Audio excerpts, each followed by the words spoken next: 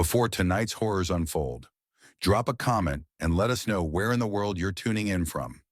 Your support keeps the horrors alive. Let's begin.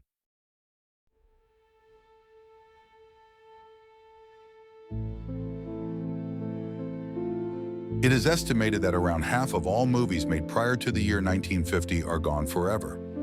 As soon as I learned about this statistic, it never left my mind. So many hours of work, so much artistic vision, lost to time. As mortals, we age and die. It is our lot in life. But we always hope to leave something of ourselves behind when we finally pass on. To know that one's work may simply disappear is of the utmost horror to me. It robs us of our only chance for some kind of immortality. It gets worse when you look at silent films, of which only an estimated 25% currently remain. Until very recently, I had assumed that the tragedy of the Maimed Goddess was one such lost film. The Tragedy of the Maimed Goddess is a 1937 horror film made long after silent pictures had been relegated to ancient history. Keep in mind, this was over a decade since Nosferatu in the Cabinet of Dr. Caligari first debuted, and the long shadows cast by Dracula, the Mummy, and Frankenstein firmly cemented the fact that talkies were the future of horror. However, the tragedy's director, Karl Falkner, was firmly convinced that silent films still had a place in the world. Falkner was an open homosexual, cross-dresser, and communist, a man infamous for flouting societal norms. Some of his earlier films have survived, either wholly or in partial form. The films that have withstood the test of time were mainly simple dramas or comedies, more interesting for their director rather than the actual content itself. The most memorable of Falkner's earlier work are those featuring his then-lover, Dietrich Bauer. Falkner was a rather small, effeminate gentleman with a soft face and messy brown hair. In contrast, Bauer was a hulking giant of a man, over 6 feet tall, with a strong jaw and a shock of light blonde hair. In a handful of books relating to German films during the interwar period, one can find a photo of Falkner and Bauer side by side, both smiling for the camera.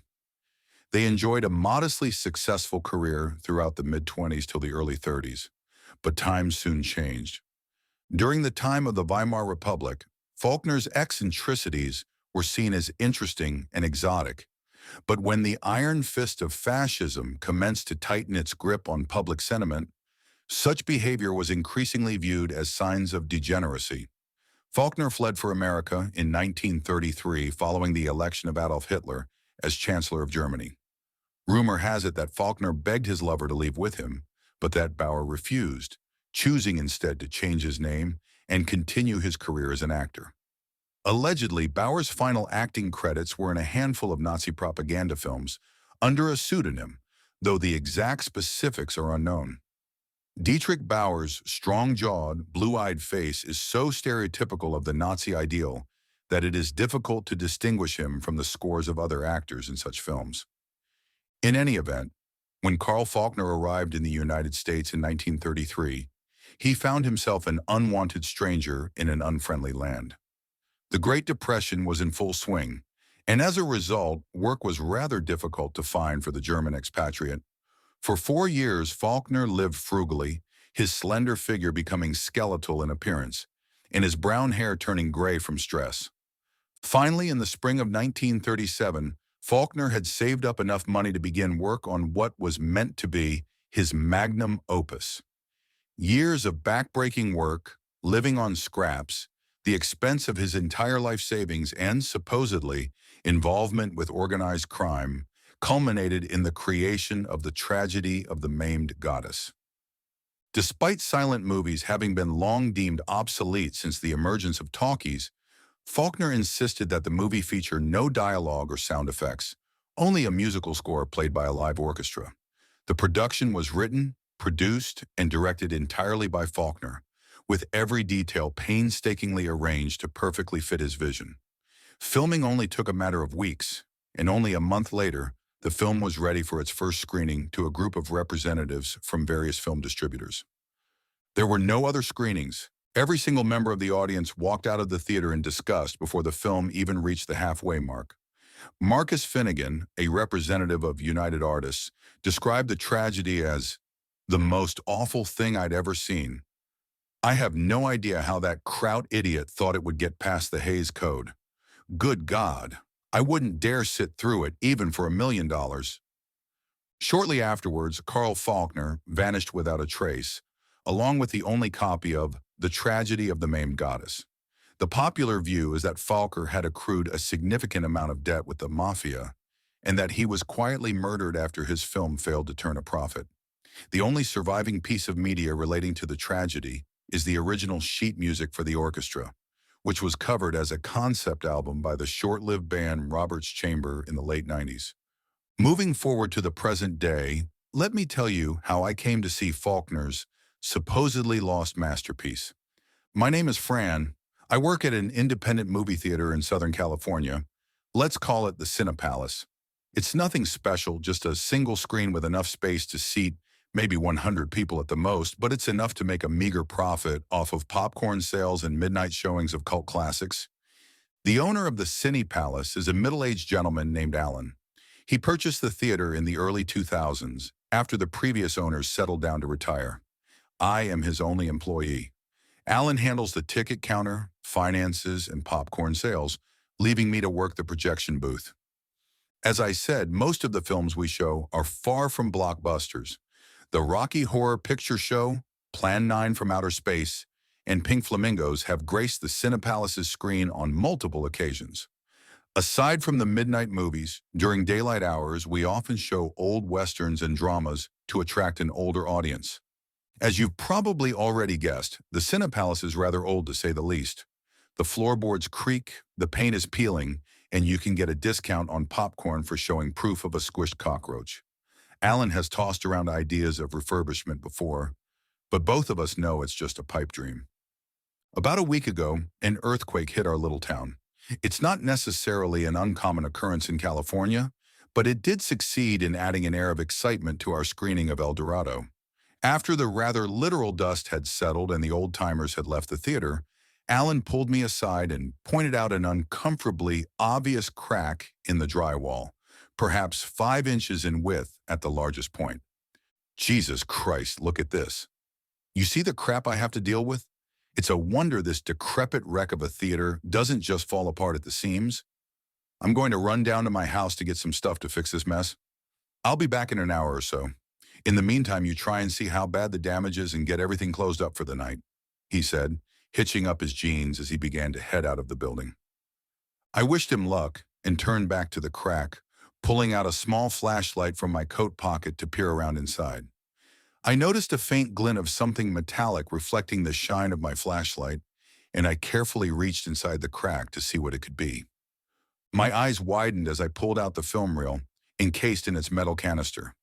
I blew off nearly a century's worth of dust from the object, revealing a label, written roughly in marker, "The Tragedy of the Maimed Goddess, Real One."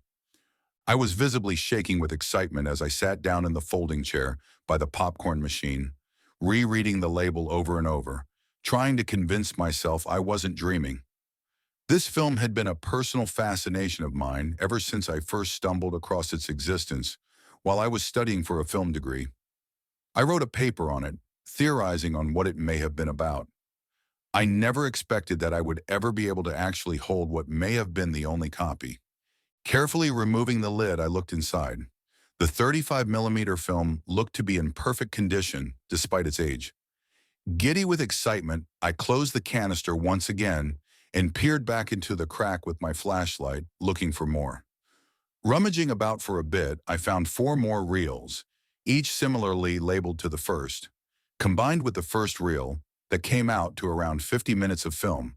Completely ignoring my assigned task of searching for further damage, I raced to the projection booth with my prize, immediately clicking them into place into one of the smaller projectors and setting up a portable projection screen. We'd often run new films we got like that first rather than trying them out on the big screen. Something is missing, I muttered to myself, before realizing what else I needed. Pulling out my phone, I quickly pulled up the album The Tragedy of the Maimed Goddess by Robert's Chamber, before connecting it to a portable speaker. With everything set, I started the projector and began playing the album simultaneously. To my surprise, no credits played. The film simply began abruptly. The droning soundtrack blared over the cheap speaker as the projector showed an image of the moon, floating in an inky, starless night.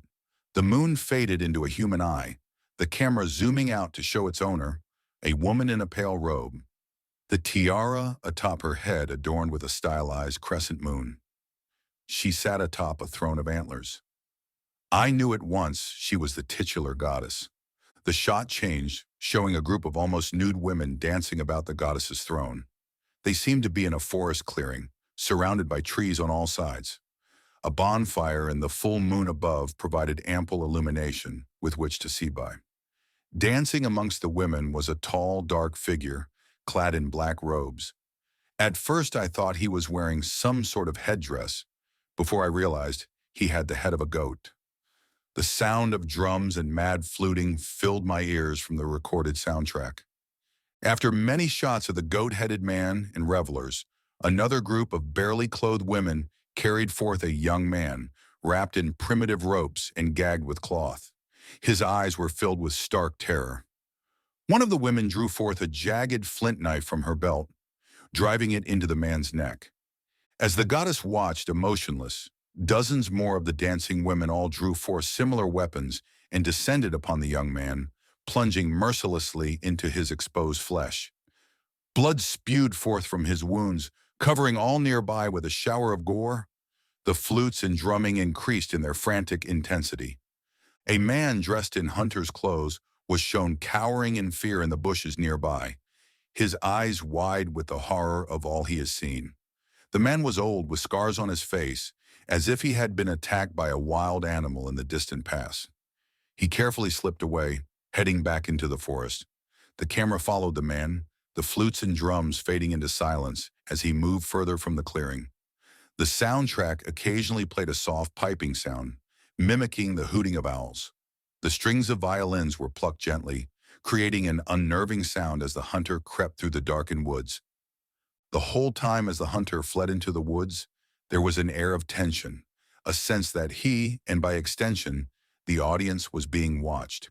He would occasionally hide behind a tree, evidently trying to slow his breathing, and sometimes one could almost make out something lurking in the shadows, only for it to fade away moments later. Finally, the hunter arrived at a village, whereupon he began knocking on the doors of every house, the staccato rap of his hand on wood imitated by the drums of the soundtrack. His face showed clear signs of speech, but there was no dialogue. No title cards appeared to show what the hunter was saying. As he continued knocking on doors, the villagers began to awaken from their slumber and leave their homes, with clarinets, trumpets, trombones, and other instruments adding to the score to indicate their commotion. Once a large enough crowd had gathered, the hunter stood atop a crate in the center of the village and began speaking to the gathered crowd. Once again, there was no title card to indicate what he was saying, but the fury and terror on his face spoke for him. The camera panned over the crowd and showed the growing fear and rage on their faces. They began to shout, the music becoming louder and growing into an almost militaristic fervor. The hunter hopped down and began leading the villagers into the woods. As they marched forth, the villagers began to arm themselves with torches, knives, pitchforks, and other makeshift weapons. The camera followed them on their long trek through the forest. But gone was the furtive and unnerving plucking of violins. The villagers made no attempt to hide, to skulk in the shadows. They were out for vengeance.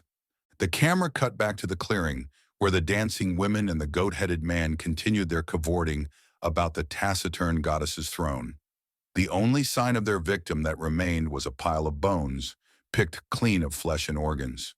The discordant drums and squealing flutes of their revelry were cut off by a violent crash of cymbals and the blare of trumpets as the villagers charged into the clearing, the hunter in the lead. The worshippers were cut down by the dozen, each death punctuated by the crash of a cymbal. The goat-headed man tried to flee, but one of his horns was lopped off with a cleaver in the process, blood spewing from the wound as he stumbled off into the dark woods. The goddess's face turned from a stern, solemn expression to one of horror as her followers were killed.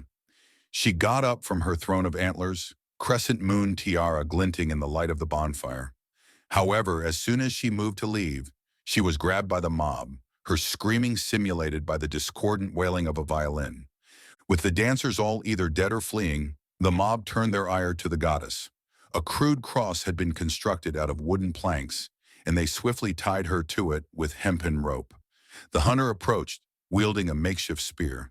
He put out the goddess's eyes with the weapon, each strike punctuated with the shrieking of the violin. The music became very quiet as the camera zoomed in towards the goddess's face, clearly showing her bloodied eye sockets. The moon was directly above her head. It went out. The soundtrack began blasting horrible sounds, the screeching of string instruments, blaring of the brass, and the discordant piping of woodwinds. But despite the cacophony, there was nothing on the screen. I paused the album and looked over at the projector, trying to see if something was wrong. I was shocked to realize I had already gone through all 5 film reels, somehow changing them out while I watched. I was apparently so enthralled by the film that I had done it automatically, not even realizing. I checked my phone to see how much of the album was left. There was another 10 minutes. The entire soundtrack was an hour in length, meaning that there must be a reel missing. I quickly put the reels back in their canisters and hid them among the other movies. I ran back downstairs to the crack in the wall, frantically searching for the last reel. I had to see the whole film. I couldn't explain why, but it called to me somehow. I reached deep into the crack with my arm up to the shoulder, feeling around in the shadows, but there was nothing. I was about to pull my arm out and grab a sledgehammer to widen the gap, when something grabbed me by the wrist. I shrieked in terror and tried to pull back, but it gripped tighter and tighter. The door to the theater opened with the jingle of the bell, and I fell backwards, sobbing, as whatever had grabbed me released its terrible grip. "Whoa, Fran, hey, what's going on?" "Are you all right?" asked Alan, concern in his voice. I tried to compose myself. Yes, I'm fine. Sorry, there was, a spider," I lied. I didn't know why I lied. It's not like he wouldn't have believed me. Alan trusted me, and he wouldn't have called me crazy if I told him what was going on. But something inside me wouldn't let me tell him.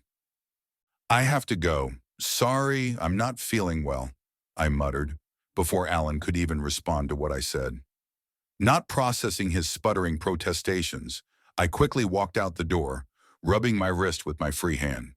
I didn't own a car, but I lived only a few blocks away. It was around 3 a.m., and the night was dark, even more so than usual.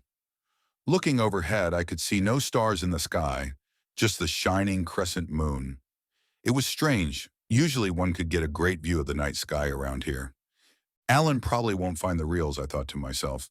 After all, he has little reason to do a thorough search of the projection booth unless he is doing inventory. I stopped walking for a moment, processing what I just thought. Why wouldn't I want Alan to see the film? I had hidden them almost on instinct, like it was the most natural thing in the world. But surely I wouldn't want to hide this find from him. Did I want fame? Fortune? The more I thought about it, the more I didn't understand my hesitancy.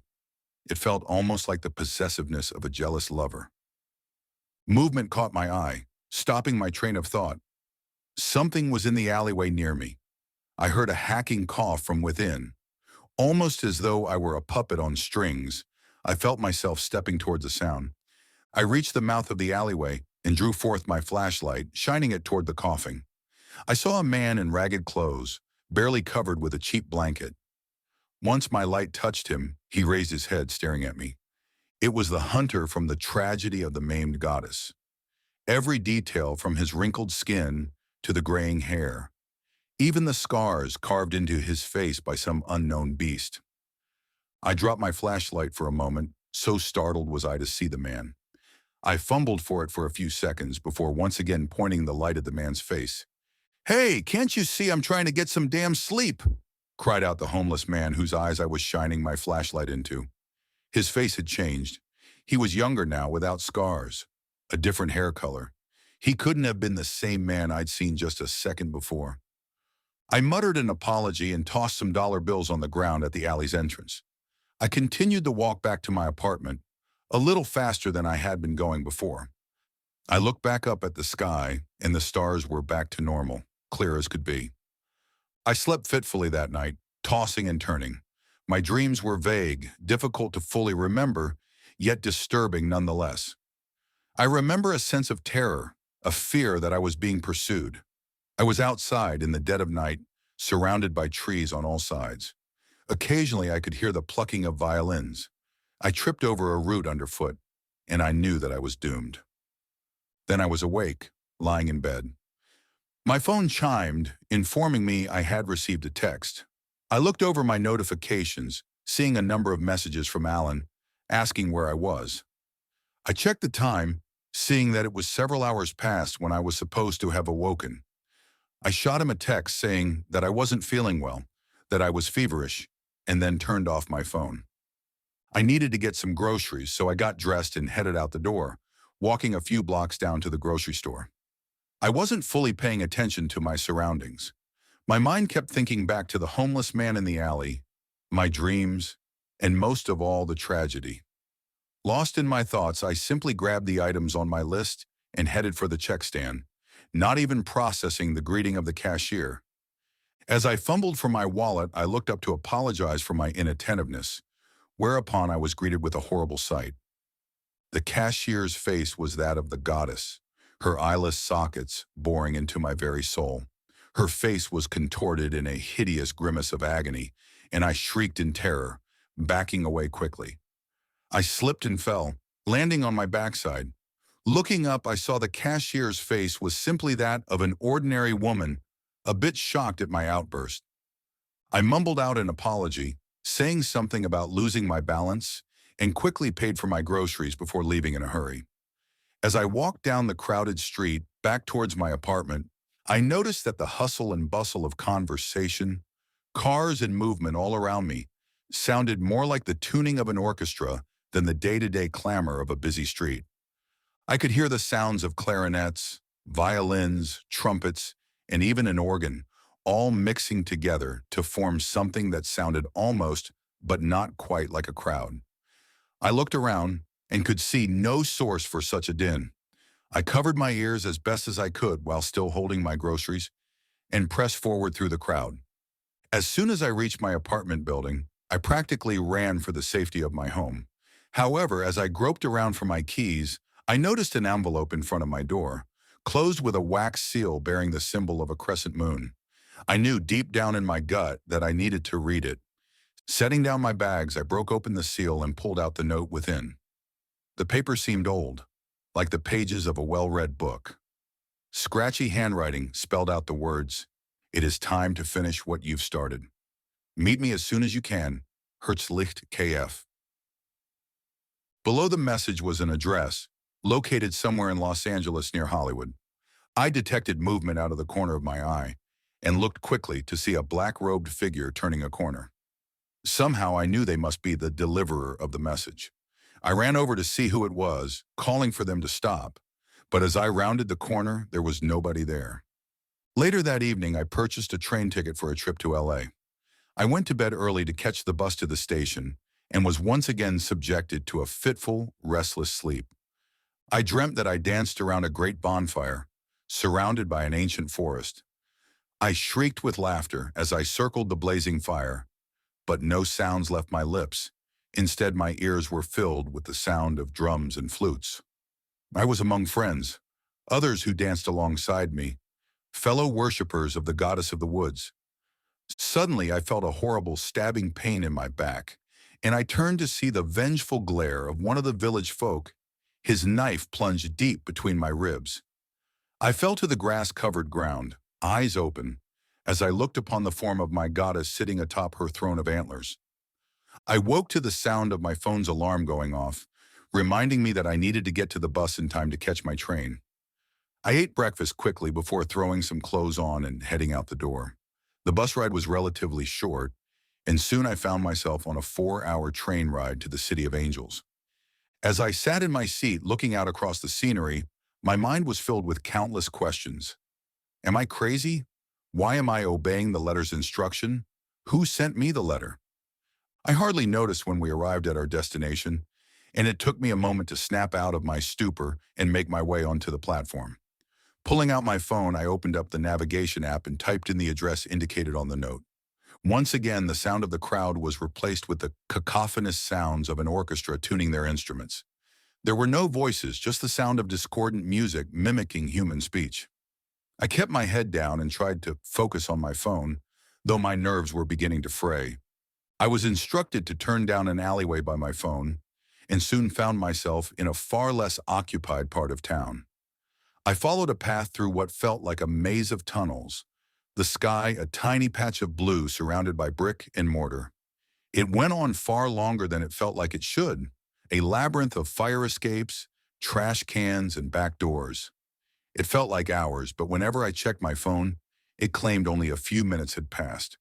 I could have swore I sometimes heard the distant plucking of a violin or noticed a vague form dashing around a corner, but such moments passed so quickly it was difficult to know whether or not my mind was simply playing tricks upon me. Finally, I found myself at my destination. It was a rundown apartment building with a boarded-up door bearing a sign labeled "Condemned." I double-checked the note, checked to see if I went to the correct address, but there was no error. I searched for a method of entrance before spying a bit of graffiti above one of the boarded ground floor windows. It was a crescent moon, spray-painted in a sickly yellow, with an arrow pointing downwards. Looking closer at the window, I noticed how loose the boards were, and I made quick work of prying them off and tossing them out of the way. Turning on my flashlight, I pulled myself through the opening and stepped inside. The interior of the building was extremely dark and smelled strongly of decay. I could faintly hear the sound of a piano playing from deeper within the building, and followed the sound as best as I could. Graffiti covered the walls, full of the usual suspects, swastikas, tags, profanity, etc. Yet as I continued deeper into the building, more and more often I began to notice the spray-painted symbol of a crescent moon. It felt like it was following me, watching me as if it were an eye, the eye of the goddess.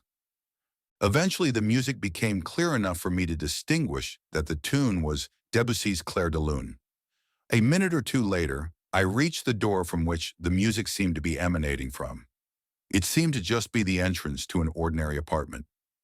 I hesitated for a moment, considering where I was, what I was doing.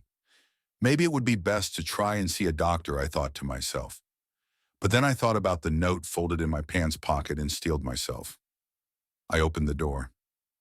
Despite all natural laws of physics, the room beyond was far larger than it possibly could have been, based on the exterior dimensions.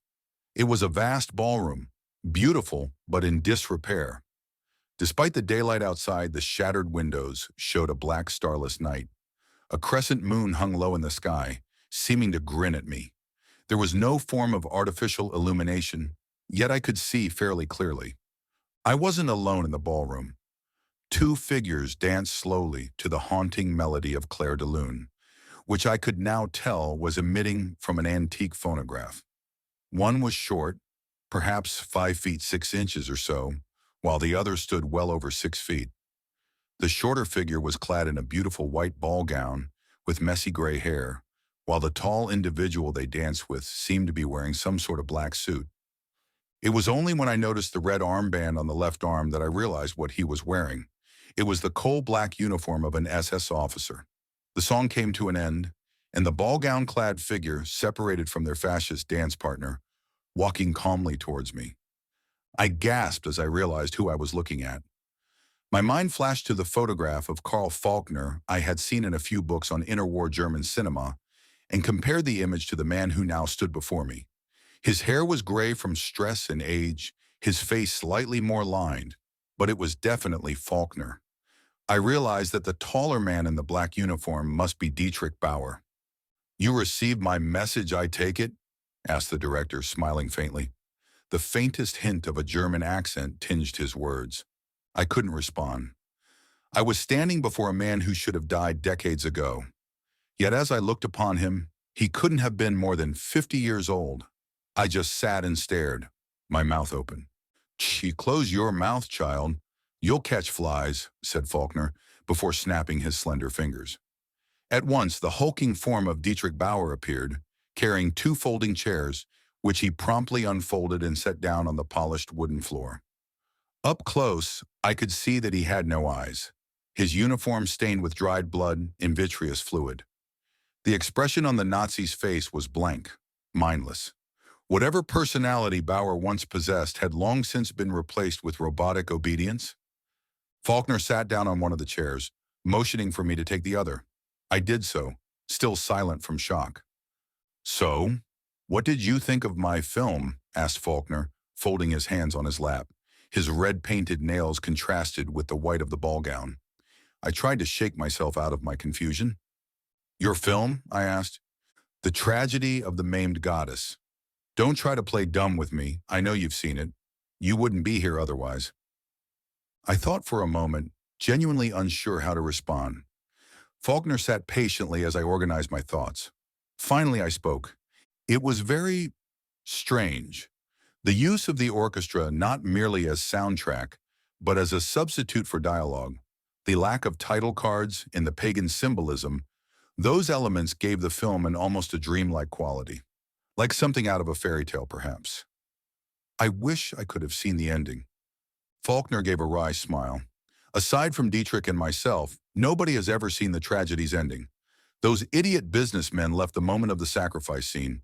Stomachs were a tad less strong back then. Perhaps for the sake of the world, that is a good thing." I swallowed, looking over at Bauer's black-clad form standing behind Falkner. His eyeless face remained entirely expressionless. "Don't expect him to say anything," said Falkner, his smile seeming to falter somewhat. "What is left of Dietrich may be an excellent dance partner, but as a conversationalist he is woefully lacking. Don't worry, he's perfectly harmless. My collaborators made sure of that." "Your collaborators?" He sighed, crossing his legs and holding out his hand, snapping his fingers again. Bauer silently produced a cigarette, ignited it with a silver lighter, and handed it to Falkner. He took a long drag before responding. "Yes, they're the ones who approached me with the idea for the film in the first place." My head spun. The impossibility of what was happening was beginning to fray my nerves, but I tried to remain focused. "I thought you came up with the idea yourself. From what I've read, you worked almost entirely alone, aside from the actors." "Well, my collaborators weren't exactly the sort who get much in the way of publicity." He leaned closer, his voice quieting. "They came to me in my dreams." There was a trace of simultaneous fear and reverence in his voice. "Who are they?" "Oh, now, that's a very difficult question. Very hard to explain. Tell me, have you ever been alone? Truly, entirely alone? When there is not so much as an insect buzzing to keep you company?" I nodded. "Now, seeing as you are entirely alone and fully cognizant of your loneliness, have you ever felt like something was watching you? Have you checked corners, ceilings, even under beds, just to alleviate that nagging, itching feeling of being observed? They are the reason." The hairs on the back of my neck stood on end, and I suddenly felt incredibly exposed. I glanced around the vast ballroom, seeing nothing but shadows aside from Falkner and his companion. I wondered what might be hiding in those shadows. Becoming increasingly paranoid, I got up out of my seat, beginning to pace about the ballroom to steady my nerves. "Why is any of this happening? It's just a movie. This isn't real." "Just a movie." When the grim shadow of Count Orlok stretches his clawed fingers across the screen, do you not shiver with fear? When Chaplin's little tramp gets himself into some absurd situation, do you not laugh with delight? Stories affect us, child, since the earliest days of troglodytic proto-humans cowering around a campfire, drawing on the cave walls with charcoal. The tragedy of the Maimed Goddess is no different, just somewhat more powerful, particularly the final reel. Some people can handle it, like myself, others. Falkner trailed off, his gaze looking towards Dietrich's blank, eyeless stare. "What is this place? Why are you here? Where is the final reel?" I asked the director, becoming increasingly aware of how bizarre my situation was, desperate for answers. Falkner smiled sadly. "This place is my home now. My collaborators took me here after I finished the film. Time works differently here, as I'm sure you can tell. As for the final reel, I had it sent to Berlin following the disastrous first showing. I knew my time in the regular world was going to come to an end, so I sent it to the one person on Earth who I felt I would be able to spend eternity with. I was horrified to find what Dietrich had become in the intervening years. When they dragged him here in that horrible uniform, eyes gouged out and mind shattered. In the far distance, I heard the sound of an orchestra beginning to tune their instruments. Falkner's sad smile fell away, replaced with horror, and he stood up from his chair. "Listen to me," he hissed, as if trying to yell and whisper at the same time. "It's too late for me, but you still have a chance. They want you to see the final reel, to share it with the world. I'm certain that they have already taken it to your home, but you have a choice. You don't have to do that." He handed me a pistol. I've never been particularly interested in firearms, but even I can recognize a Luger when I see one. I looked over at the eyeless, silent form of Dietrich Bauer, noticing the empty holster at his side. "What am I supposed to do with this?" I asked fearfully. The distant orchestra grew louder. "End your life on your own terms before it is too late. You've seen enough so far that they'll never leave you alone. The hallucinations will only get worse until you either go mad or do as they demand. Death is better than an eternity here." I was about to protest when Falkner shushed me and looked over his shoulder into the gloom. I followed his gaze but saw nothing. "Run!" he screamed, turning back around and pushing me towards the exit. "They're coming!" I stumbled backwards, steadying myself. I saw the crescent moon overhead, slowly waxing into a solid white circle, as though it were an all-seeing eye, watching me. I didn't need to be told twice. I ran for the exit. The orchestra swelled in intensity, till it felt as though my eardrums would burst. When I finally crossed the threshold of the ballroom, I slammed the door behind me, and suddenly all was silent. I sat and caught my breath for a few moments, looking at the peeling paint of the old door. Part of me wondered if I opened it again. Would I find that ballroom once more? Or would it just be a moldy old apartment? I decided not to risk it and hurried my way outside, hiding the pistol in my backpack. I caught the train home just in time and tried to ignore the eyeless, bloodied stare of the goddess's face on the ticket taker. I pretended I couldn't see the film grain that stained the sky as the sun slowly set, a crescent moon shining down upon me like a sardonic smile. I tried not to hear the sound of the orchestra replacing the chatter of the train's occupants. When I finally arrived back home to my apartment, I found the final film reel laying on my bed, along with a projector already set up and pointed at my wall. The message was clear. I've typed up this narrative because I have a decision to make. I have the pistol lying on my desk and the film reel set up in the projector. From what Falkner tells me, if I watch the final 10 minutes of the film, I will join him and Dietrich forever in that unnatural, otherworldly ballroom. If I don't, I will be driven to madness until I seek out the sweet relief of a bullet to the head. Neither are particularly appealing. So I pose the question to you all. What do I choose?